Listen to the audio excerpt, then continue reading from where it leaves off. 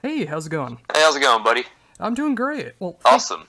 Thank you for taking the time to do this interview. I'm very excited to be able to help promote the debut album from Necromancing the Stone. Awesome. Thanks, man. Really appreciate it. Oh, not a problem. So first and foremost, how did this band come together? Well, I mean, let me give you a long, short story here. I play in the Absence, and we had came home from a tour about two and a half years ago, roughly. And it was a pretty grinding tour. It was one of those ones where you get home and you're like, yeah, I'm good. I need a break. And I was starting to think of guitar players who I'd like to play with, and it was a very, very, very short list of people who I was like really respect their phrasing and their voicing on guitar. And I mean, I respect a lot of guitar players, but I was like, man, who would I like to actually play with? And James Malone kept coming up. You know, I've liked artists for many years. I like his approach to guitar. So I hit him up and I was like, hey man, would you be interested in doing a project? I was like, I'd love to have you as my guitar player on something. And he's like, well, what are you thinking? I was like, well, Doom is kind of happening, but I'm not so much of a fan of playing it. I mean, I can listen to it, but I'm not like. And he was like, well, weird. Then we just kind of like fell in the realm of like a traditional heavy metal band. And he was like, actually, I was asked by these guys, Justin and John from Brimstone Coven. He was like, I was asked by them like 5 years ago to do this project. He's like, it was pretty rad music, but they just had a drum machine and it never really went anywhere. So Necromancing the Stone, as it was sat on ice, like on a shelf for about 5 years.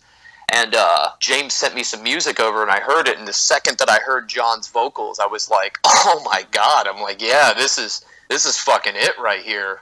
Yeah, all right, cool. So then, literally, since that moment, it has been gas on. It has been a full-on run for the finishing line with this band. And I'm glad to hear that too. I mean, it is such a prestigious lineup that you guys have, and it feels like it gels together so very well. Did it take a while to make it gel, or did it feel natural once you guys started jamming? Well, I mean, the first 3 songs that we released last summer were literally the guy sent me tracks. I hopped into the drum booth. The way that I've been doing, the way that I've been playing for like the past 4 years is I've been 100% operating and functioning off of spontaneity. So I don't write anything at all. I just write instantly in the studio, and whatever it is like, fucking, that's what I was feeling, so there we go.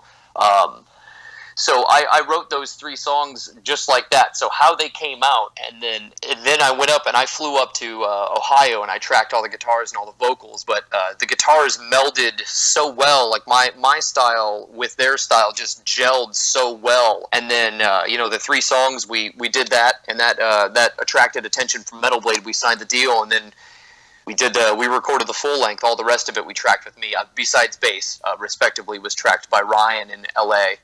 Everything else we tracked, and I really paid attention and tried to get subtle nuances and things that I did and things that how I was feeling. I tried to get them. I conveyed them over to the guitar players, and it really just flows very nicely together, man. Like we work just that well together. So no, we haven't done much by way of jamming. It just is what it is, if that makes sense. And then the brand, all like the imaging, everything really has just come together. The planets have aligned for the band, which is fucking crazy if you ask me, but it's happened.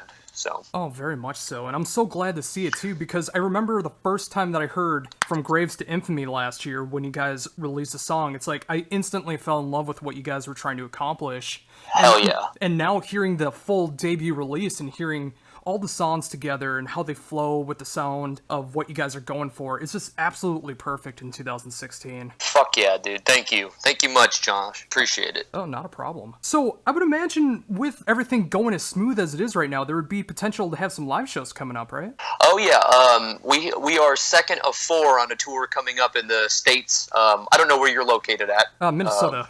Okay, we are second of 4 coming up on a U.S. tour in November through December. I can't give any details out yet because it's not released yet, but we are confirmed for it. So we will be out there hitting it very soon. Oh, that's awesome. And if it comes anywhere near Minnesota, I will definitely try to make it out to that, because I definitely want to see this live. Hell yeah. I might have those, whatever. Well, I'll give you those dates later, but yeah.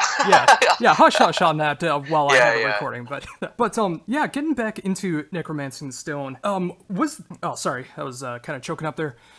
With the album, did it take a while to get everything tracked down the way that it was supposed to be, or did that come natural as well? 100% natural. The guys, like I said, I didn't rehearse or anything like that. I actually tour managed Sepultura, and I was out on the road with James, because last year Arsis toured with Sepultura. So we talked the whole time, right? And I didn't really play any drums. And I got home, and that week that I got home, I set all my stuff up and just crushed in the studio and got knocked out the album, wrote everything, and then I got everything edited to where the guitar players could come down, and they were down a week and a half after I got home. We started tracking guitars.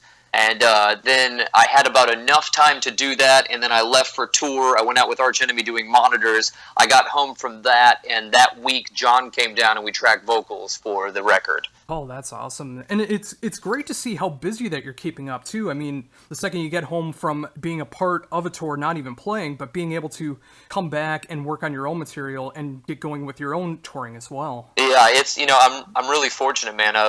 I've managed to carve a path in arguably a really hard market to get into, and that's making a career out of music. I don't want to use the word blessed, but I am so fortunate to be in the position I am. It's pretty incredible, man. I'm really a lucky man, really. So with that, when you work outside of being in the actual band with touring, what have you learned the most from the other experiences you've had with that?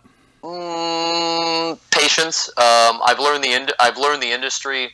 I've learned that this is much smaller than I could have ever imagined. The community. I've learned quite a bit tour managing and doing front of house quite a bit over the years. And my love and my passion and my drive is all still there. So it's a plus, and then I literally get to have my cake and eat it too. So it's pretty incredible. Yeah, not many people are able to say that they can do that, and you've definitely proven that you can. Yep, hell yeah. Again, like I said, fuck, man, I count the stars every day and go, wow. I'm like, I also have 3 kids, which I'm a stay-at-home dad whenever I'm not out touring, which is I tour quite a bit, but I'm home. I own a studio here in Florida, so I record bands as well as tracking, Necromancing The Stone, The Absence, all of my own personal projects. But let's not make it about me. We can get back to necromancing. Yeah, sure, that works as well. And speaking of Necromancing the Stone, was that name attached to that project that was sitting on ice for a while, or did you guys come up with that when you fully got together? Yeah, they already had that, man. Justin and John are geniuses. Lyrically, they're so witty together anyways. Like, the whole band is campy. It's fun. We are, don't get me wrong, we are a serious group of musicians about our stuff, but it like reads like a Sam Raimi movie, if that makes sense. Oh yeah. It's serious, but for sure it's fucking funny. Like we've been like, people will post on our Facebook page and they're like, oh, I love this, or I pre-ordered this, or I pre-ordered that, and we've been responding with, yeah, thanks so much, +5 to vitality has been awarded to you. We're just being like fucking dorks, because you know what? You cannot take yourself too seriously. You can, and people do, but you really can't, though. It's silly. We're singing, if we sing about dragons, or if we sing about, mythical sirens, then how serious can that be? Obviously that stuff's not real, but whatever. You gotta have fun. Oh, absolutely. Every time that I hear the name Necromancing the Stone, I always get a smile on my face, and then when I match it with the music, because I was playing those 3 songs that you guys released last year so much last year, just waiting for you guys to get that full length out. Every time I heard it, I just couldn't help but just smile and enjoy everything that was going on. And you said it perfectly. That's so killer. Yeah, you said it perfectly with the Sam Raimi thing. It is kind of like that Evil Dead 2 Army of Darkness kind of feel, where it could be scary, but it's also, you can't help but smile. Yeah, because it's campy. It's meant to make you feel good. It's not meant to It's not meant to put you into a depression. It's meant to make you feel good. You know, it really is.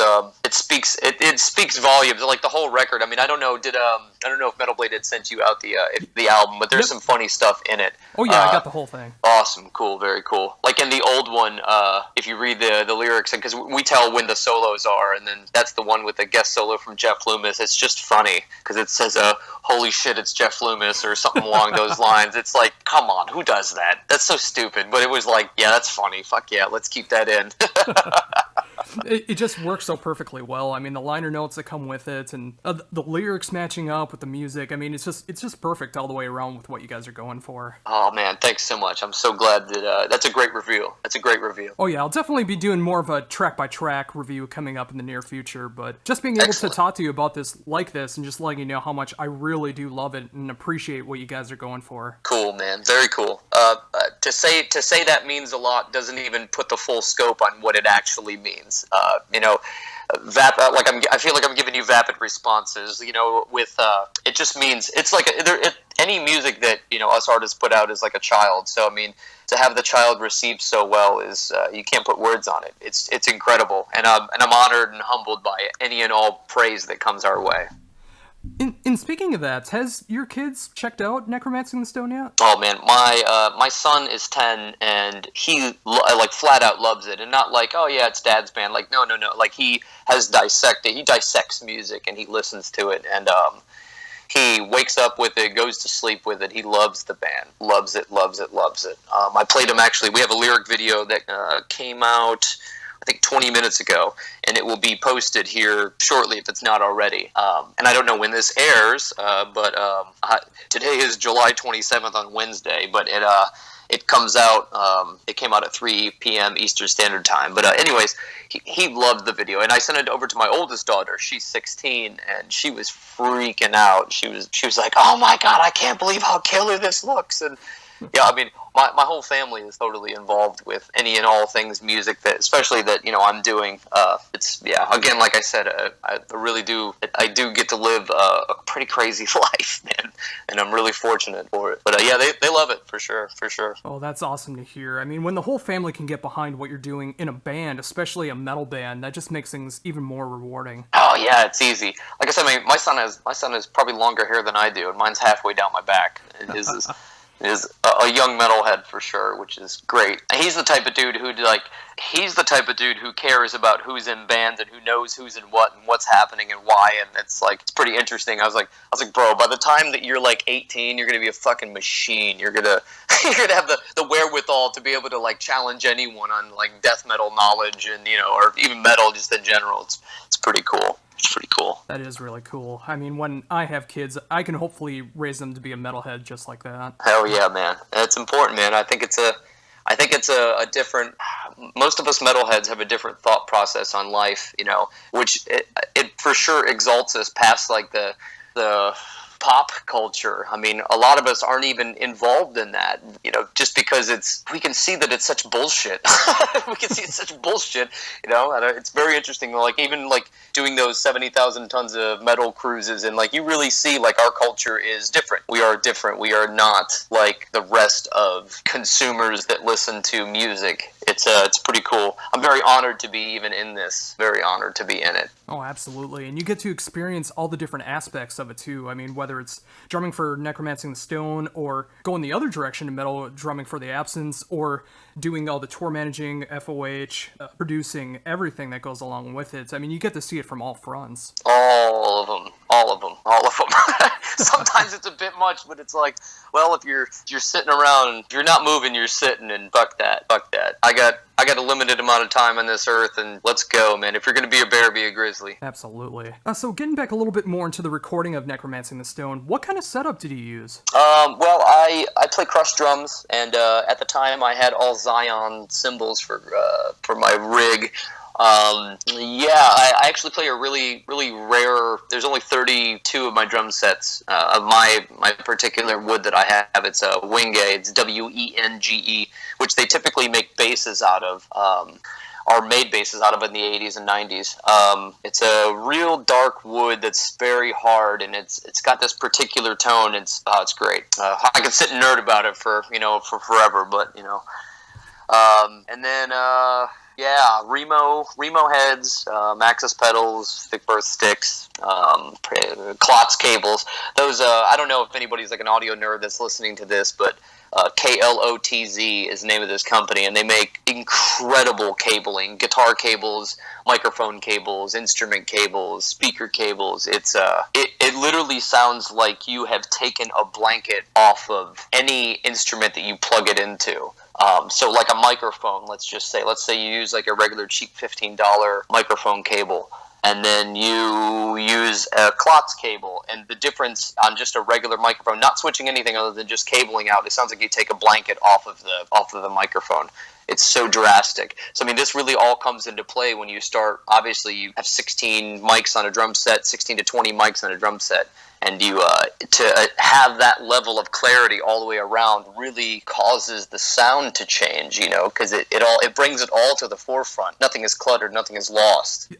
Yeah, that's one thing I was really gonna mention about the production of the album is that I love the drum tone that came out of it, and everything just sounds so mixed well together. And I was very interested in like what kind of set you're using, and that is awesome to hear about those cables. I mean, I might need to check that out for my own stuff as well. I mean, that sounds like something I'm definitely looking for. It's as a matter of fact, like I redid my entire studio in Klotz. So what we did beforehand was I did like a shootout of one side of the I just plugged in one side with a Klotz cable, and then the other side I left with a cable, which I had a decent set of cables on my monitors anyway. So the right side I put Klotz, and the left side I had, you know, my regular, you know, brand X, we'll say.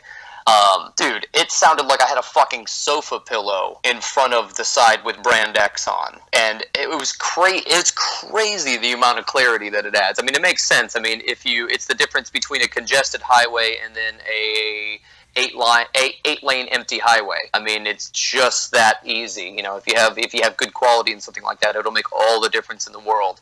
I mean, in the end, it's really only your tone. So it depends on how much you actually want to have of it. That's your choice, you know. So I mean, I choose to spend a little bit more money and have the tone there.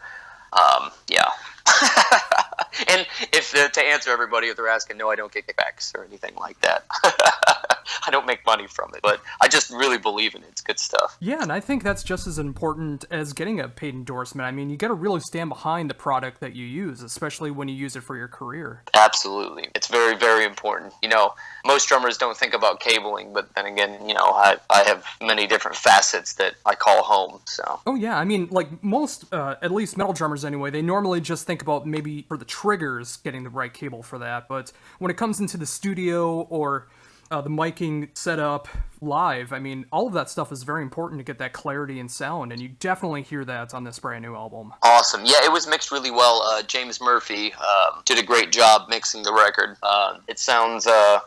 you know, he really brought it all together. You know, to quote Walter Subcheck, the rug really tied the room together. You know, James really did a great job, man. He really tied everything together and made everything flow very nicely. Oh yeah, I definitely hear that from the production standpoint to the musical standpoint, the songwriting, the playing, everything about it. I mean, everyone's got to check this out next Friday. Hell yeah! Please and thank you. Please and thanks. Let's do it, and let's make it big. And then we'll let's make it a big thing so we can come around and just see everybody, meet everybody. Oh, absolutely. So before we're done here, did you have any particular favorites off the album? Yeah, man, I really love Ritualistic Demise. Oh, yes. I think I just think it speaks volumes about where the band is at, and that's, you know, it's just a fucking killer song in my opinion. I listened to it, I was like, it's complete. I mean, it has everything that it needs to be a song.